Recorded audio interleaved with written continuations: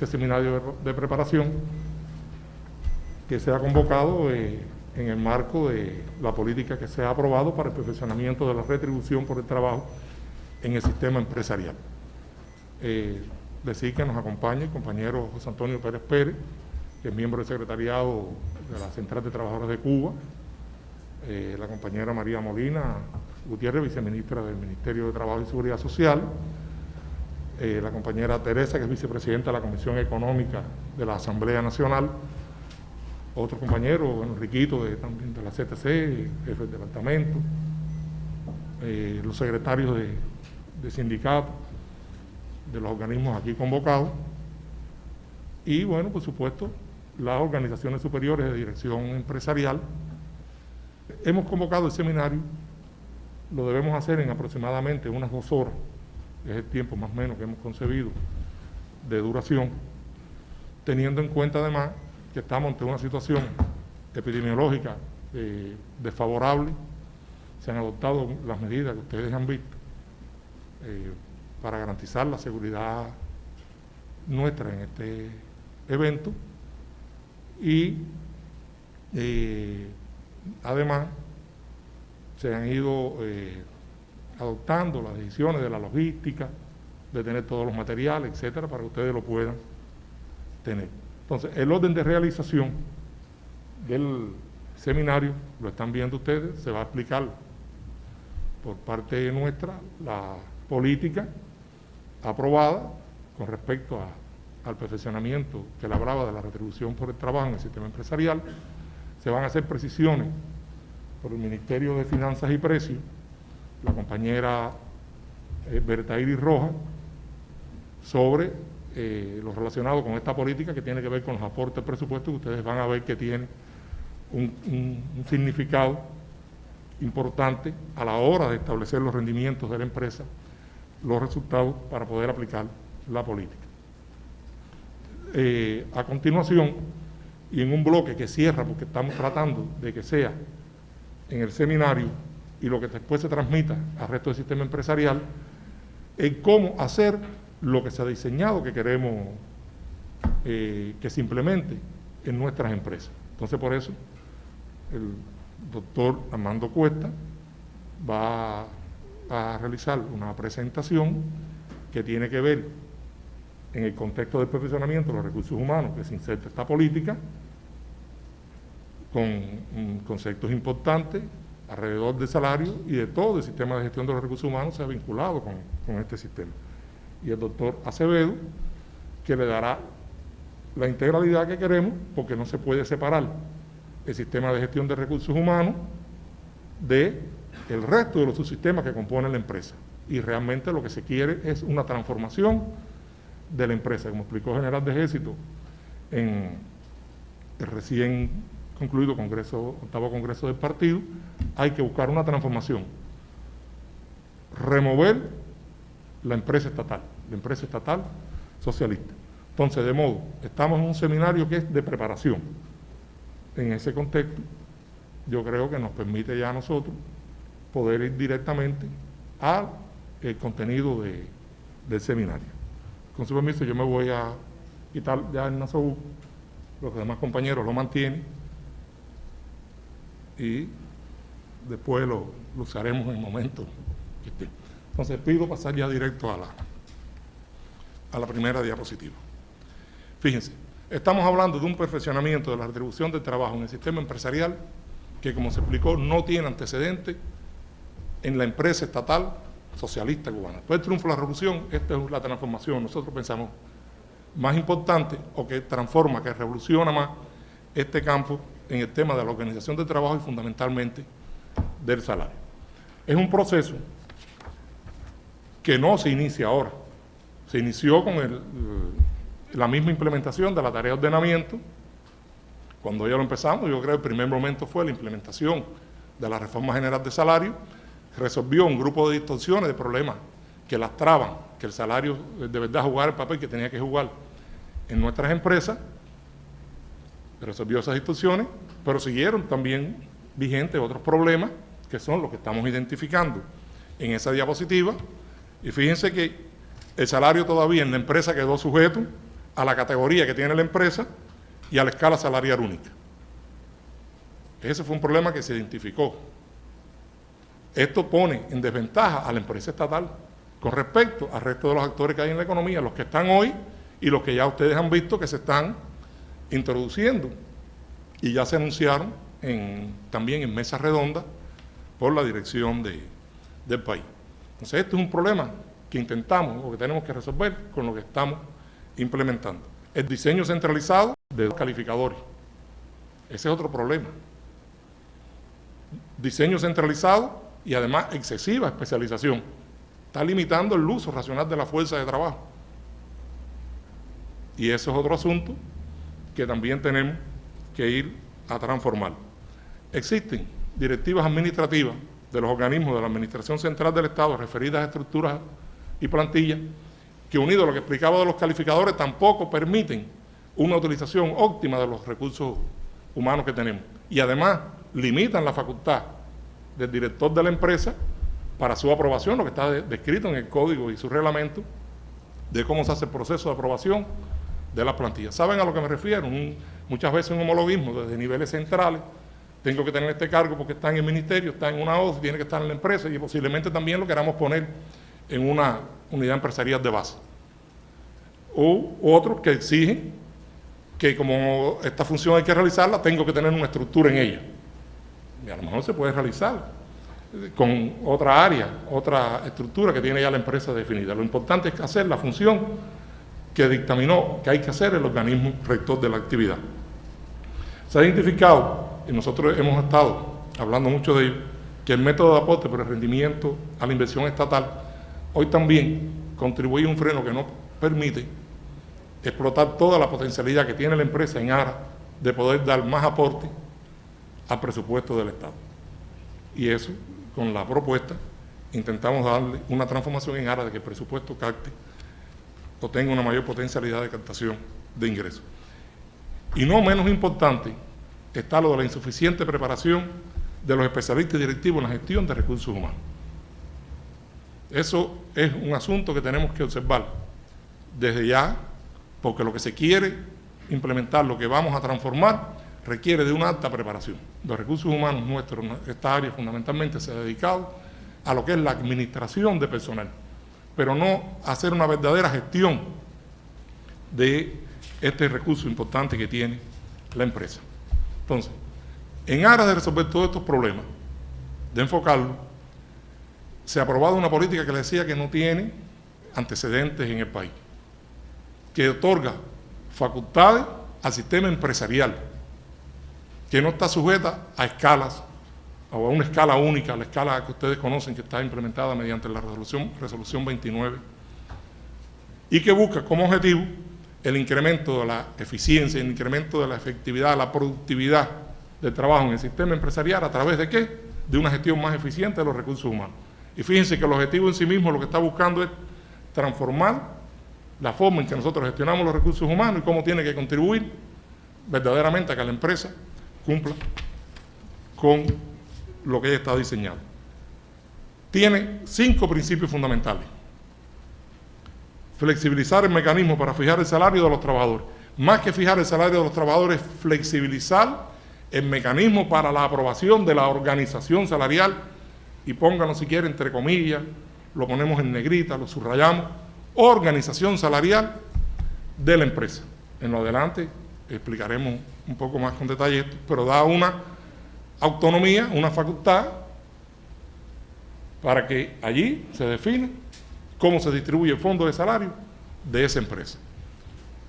Y, por supuesto, se declaran como principio que para pagar más la empresa tiene que obtener mejores resultados y lo tiene que financiar con su ingreso. No es el presupuesto del Estado asumiendo compartida para poder financiar salarios o posibles incrementos de salario en la empresa. No. Es un incremento a partir de que se haya cumplido el objetivo que explicaba anteriormente. Ningún trabajador puede recibir un salario inferior al salario mínimo establecido en el país. Ese es otro concepto. Lo que hagamos, lo que transformemos, no debe ser para revertir lo que ya tenemos en materia de ingresos. Y estamos hablando del salario mínimo porque es, digamos, el punto de partida de una escala.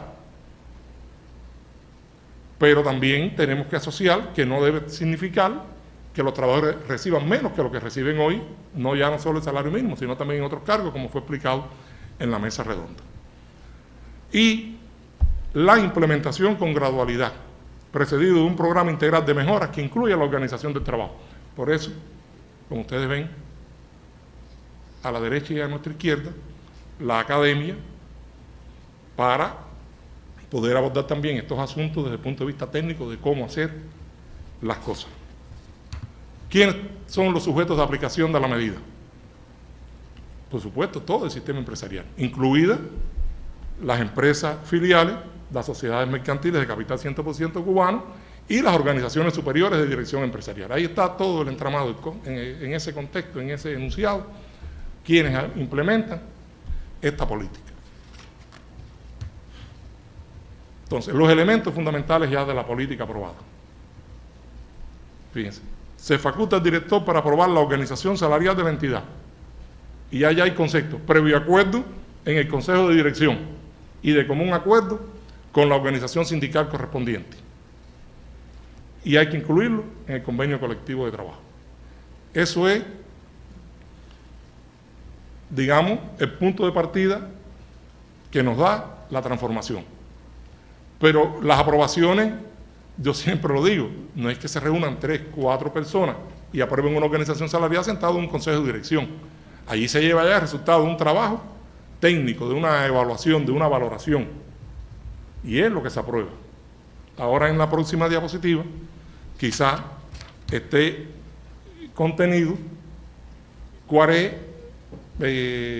son los elementos que se tienen en cuenta para aprobar la organización salarial. Fíjense, ¿qué considera esa organización salarial que se va a aprobar, que se aprueba ahí en esa empresa? La estructura organizativa y de dirección, hay que partir de ahí, eso es lógico, porque usted tiene que tener en cuenta que va a fijar el salario de los directivos, y hay una estructura que establece la jerarquía y establece las interrelaciones que hay en la empresa que tienen como objetivo sustentar el cumplimiento de su misión. Y ese es un punto de partida. El diseño y evaluación de los puestos de trabajo. Fíjense, los calificadores de cargo hoy vigentes en el país pueden ser utilizados por ustedes como referencia. Todos esos calificadores que dijimos que se diseñaron centralizadamente. Pero la empresa va a diseñar, puede diseñar, rediseñar incluso el contenido de sus puestos de trabajo. Y eso es a lo que nos referimos al diseño. Y aquí estamos entrando en cuestiones de fondo a lo que hoy se viene realizando. Pero a la vez la empresa va a evaluar ese puesto de trabajo. Lo puede reevaluar. Eso es lo que nosotros llamamos en qué complejidad, en qué grupo de complejidad. Recuerden que el calificador hoy, además de tener las funciones y tareas principales que deben cumplirse, el contenido del puesto de trabajo, establece en algunos casos requisitos de calificación establece niveles de utilización para otros y establece un grupo de complejidad. Y ese grupo de complejidad, cuando ustedes diseñen o evalúen un puesto de trabajo, es el que le van a poner. Entonces eso es una trascendencia, eso hay que saber hacerlo, eso por todos estos años se ha hecho en este ministerio y de conjunto con los organismos, cuando aquí se ha hecho un diseño de un calificador o de un puesto de trabajo, se ha llevado a los calificadores, saben cómo se ha hecho, ¿no? Pero ahora esa facultad está allí y esa responsabilidad está allí. Y hay que garantizar en el diseño de esa organización salarial esos 4 principios. La equidad. Trabajo de similar complejidad le corresponde similar salario, sin discriminación de ningún tipo. Principio, un concepto que está en nuestra Constitución, que está en la Ley 116, Código de Trabajo. Entonces, ¿qué significa? Cuando se haga un diseño de mi sistema, de nuestro sistema en la empresa, hay que garantizar que trabajos que hacen o donde se realicen trabajos similar naturaleza, de igual complejidad, el salario sea igual. No contradice el segundo principio de la diferenciación, porque si bien una parte fundamental del salario es su complejidad, entonces también hay que ver que todos los trabajos no se realizan en las mismas condiciones. O sea, dos actividades pueden tener la misma complejidad, sin embargo, una se realiza en un lugar donde hay condiciones laborales anormales de trabajo, por decirlo de una forma práctica, y el otro no, y eso ya tiene una diferenciación. Hay diferenciación porque hay un concepto que se está introduciendo y una facultad a ejercer por la dirección de la empresa que tiene en cuenta también la idoneidad demostrada y el aporte individual. Y usted puede tener dos contadores en una empresa que tienen el mismo contenido de trabajo, las mismas funciones, sin embargo, no tienen el mismo aporte ni la misma idoneidad demostrada. Y eso se diferencia en el salario de ese trabajador. Eso se diferencia. Usted puede tener por la complejidad 4.000 pesos, un ejemplo, de salario, vamos a llamarle, de la escala que usted ha construido. Sin embargo, el otro trabajador puede tener 500 pesos más porque tiene un peso en el aporte a la empresa superior al del otro. Y eso también es una facultad que tiene su significado. La proporcionalidad, porque el salario se va a pagar en correspondencia con el tiempo trabajado, y aquí remito al Código de Trabajo. Y la dinámica. El salario no va a ser estático, va a obedecer en su fijación a la correspondencia que tenga con los resultados de la empresa. Y ese también es otro concepto, otro principio que se está viendo, lo vamos a ir viendo como hilo conductor, los problemas, los principios y después el contenido de la propuesta. Entonces, en esta diapositiva, cuando se va a construir la organización salarial de la empresa, yo además agregaría que hay que tener claro y partir, hablé de la Constitución, hablé del Código de Trabajo, y el Código de Trabajo tiene conceptos. El Código de Trabajo establece cuáles son los elementos del sistema salarial. El Código de Trabajo dice tratamientos para determinados casos que se usa el salario básico, donde hay que usar salarios promedio, y todos esos conceptos son válidos, siguen. Porque en el diseño usted tiene que tener en cuenta el entorno jurídico que rodea la transformación que vamos a hacer.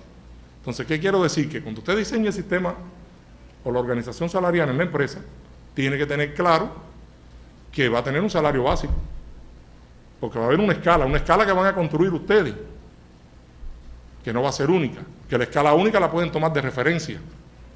Para eso después, en los materiales que se van a poner, se explica cuáles son los tipos de escala, cómo se construyen, cómo se parte, o sea, hay técnicas después para todas estas cuestiones, pero ese es un elemento a valorar. Entonces, hoy hay condiciones laborales anormales y tenemos una resolución y una metodología para determinar las condiciones laborales anormales, que ustedes la van a tomar de referencia, pero quien va a hacer, o cuando ustedes hagan los estudios donde lleve una condición laboral anormal, debemos tener en cuenta lo que ya hoy tenemos. Recuerden que hablamos de un principio del salario que no debe ser un retroceso, el salario que tienen los trabajadores hoy. Entonces, ubico un poco este entorno porque quiero decir también que es que no vamos a partir de cero. Estamos hablando de una transformación que tiene antecedentes y lo que vamos a perfeccionar esto que tenemos hoy.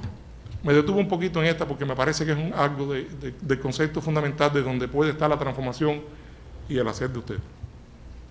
Ahora, en el marco de la elaboración del plan anual, hay que determinar el fondo de salario que respalda la aplicación de esta medida, de la organización salarial que se apruebe en la empresa. Y eso va a estar condicionado a esos requisitos que hay aquí. La empresa no puede planificar pérdidas, no puede disminuir el nivel de utilidad obtenido en el año anterior, o sea, estamos hablando de real del año anterior, no deteriorar el aporte por el rendimiento de la inversión estatal en valor absoluto, también con respecto al año anterior. Y esas son ya características que me están definiendo a mí incluso cómo vamos a ir entrando a las empresas dentro de la experiencia. Estamos de cara al plan 2022, ya dimos el primer seminario la semana pasada, abordamos algunos elementos esenciales y estamos elaborando ahora algunas indicaciones que van a girar en torno a la aplicación de esta propuesta para las empresas que estén listas o tengan las condiciones para entrar ya en su implementación. Después abordaremos este asunto quizás con un poquitico más de detalle. Y en la medida en que la empresa incremente el aporte por el rendimiento de la inversión estatal previsto en el plan, podrá aumentar el fondo de salario. O sea, el salario vimos que tiene un principio, es dinámica. Y el dinamismo lo va a ir poniendo el resultado que obtiene esa empresa. Y eso es lo que estamos expresando hoy. Ahora, también puede aplicarse otros incentivos económicos asociados a la productividad del trabajador y a la consecución de objetivos específicos y estratégicos de la organización. Fíjense, la empresa tiene la facultad de diseñar su organización salarial, como explicamos anteriormente, y puede aplicar otros incentivos, otros sistemas de pago, pero vinculados a lo que queremos aquí, a la productividad del trabajador y a conseguir objetivos muy específicos. O sea, no estamos estimulando los sistemas de pago por resultados tradicionales que teníamos, de aquellos indicadores de las cuestiones generales. No, para eso me sirve lo que tengo en esa segunda parte de ese punto, que es que se mantienen los mecanismos actualmente aprobados de retribución por resultados que se refieren al alto desempeño y a la distribución de utilidades. Y para eso hay un proceder de cómo distribuir utilidades a los trabajadores. Entonces, ese es otro concepto. Ya dijimos un problema, lo de las directivas administrativas de organismos rectores, y la decisión fue eliminarlo, la política, lo que se aprobó por la dirección, eliminar las directivas administrativas de los órganos y organismos de la Administración Central del Estado referidas a estructuras, cargos y plantillas. Es una facultad del director de la empresa definir con qué estructura, con qué plantilla yo cumplo las funciones que me vienen dadas por organismos rectores de ramas y actividades. Las indicaciones de los organismos rectores de ramas y actividades hay que cumplirlas, pero yo las adecuo. ¿Por qué tengo que tener una estructura si a lo mejor en una de las que yo tengo existente, o crear una nueva estructura si con las que yo tengo existente la función la puede hacer otro de los especialistas o en otro de los cuadros, etcétera? Depende la actividad. Y ese es el concepto. Se eliminan las categorías de las empresas a los efectos de establecer el sistema salarial. Y ya dije, se eliminan las categorías, se elimina la escala única, se eliminan los calificadores, se dejan sin efecto los calificadores y solo los tomamos como referencia. La organización salarial en la oficina central, recuerden que es otro de los sujetos de aplicación de la medida, de dirección se aprueba por su jefe máximo y considera los principios y condiciones que hemos abordado aquí. Cuando más del 50% de sus empresas o las organizaciones empresariales que la integran lo están implementando. Fíjense, todos son actores. La OSDE lo implementa, la oficina central de la OSDE lo implementa cuando más del 50% de sus entidades, o sea, las que están integradas, lo aplican. Es una definición también. Fijar el salario máximo de la forma siguiente. Tengo que decirle del salario jefe máximo de estas estructuras organizativas que ustedes ven ahí. Tengo que decirle que en la propuesta, ya no propuesta, en la política, hay determinados enmarcamientos, determinados límites, ustedes vieron, porque estamos hablando de un fondo de salario. Estamos hablando ahora de un límite, una restricción o una forma de aprobación del salario de jefe máximo. Porque estamos haciendo algo nuevo, se va a estudiar, se va a evaluar, como se explicó en la mesa redonda, todas estas cuestiones, y se harán las modificaciones y las adecuaciones. Entonces, el salario máximo, de jefe máximo, de la oficina central de la OSDE se aprueba por el Consejo de Ministros, previa evaluación del Ministerio de Trabajo, de conjunto con los Ministerios de Finanzas y Precios, de Economía y Planificación y la Central de Trabajadores de Cuba, y se va a utilizar el salario mínimo vigente en el país y un multiplicador para determinar su cuantía. Este es un asunto que va a tener esta restricción, lo haremos de esta forma, se lleva la propuesta al Consejo de Ministros y ahí se aprueba el salario de jefe máximo de la OSDE. Y el de la empresa se va a aprobar por el jefe máximo al que se subordina a la empresa. Si se subordina o se integra a una OSDE, lo aprueba el máximo de la OSDE. Si se subordina a un ministerio o a una empresa, porque hay ministerios que todavía tienen empresa, lo aprueba el ministro. Y si es un órgano local de poder popular, lo aprueba el gobernador. Entonces, la política tiene una gradualidad en su implementación. Y aquí ya podemos estar garantizando desde este momento el éxito de lo que queremos implementar. Fíjense, en este año 2021, la organización salarial se aprueba sobre la base de un fondo de salario y nivel de utilidad aprobado en el plan. O sea, ya arrancamos, hay un grupo de organismos, empresas que se han seleccionado para iniciar, no es experiencia, no es experimento, es inicial, solo que va a tener gradualidad para garantizar el éxito, ir viendo, observando, dándole seguimiento y evaluación a su implementación. Y se va a generalizar, por supuesto, en el plan 2022, en todas las empresas que hayan creado las condiciones. Las que no cumplen las condiciones que se han aprobado, mantienen el sistema salarial vigente hasta que logren certificarla. Lo que se aprueba por el jefe inmediato superior. Fíjense que aquí ya todas las facultades, hasta para la aprobación de quién entra al sistema, es del jefe inmediato superior de esas entidades. No es que lo va a aprobar ni el Ministerio de Trabajo, ni ningún organismo global, ni nadie fuera de este sistema. Eso es importante también. Por eso hablamos, facultad que se transfiere, autoridad, responsabilidad con lo que aquí estamos transfiriendo. Ahora, de esto quiero abordar en esta diapositiva estos conceptos que están aquí. Estos conceptos son los explicados por el viceprimer ministro, el compañero Alejandro Gil, ministro de Economía y Planificación, en la mesa redonda, si mal no recuerdo, del 14 de julio. Y lo hemos sintetizado en esos aspectos. Hay que empezar por empresas que tengan una organización, un desarrollo en la gestión de los recursos humanos, la contabilidad y un control interno adecuados. No puede ser aquí que seleccionemos cualquier empresa. Es una empresa que haya demostrado estabilidad en su gestión económico-financiera, en su gestión productiva, sólida. No puede ser que esté disfrutando en un momento de un resultado por algo que sea incluso ajeno al desarrollo de sus procesos, que sea por un factor externo, y que cuando ese factor externo deje de tener su influencia, vuelva a un estado que tenía antes, que no era precisamente el que estamos enunciando aquí. Por lo tanto, eso es importante en el momento que nosotros seleccionemos, digamos, la empresa X, va a iniciar la implementación de la política aprobada. Porque esa es una empresa sólida, que sabemos que no tiene retroceso, que es estable.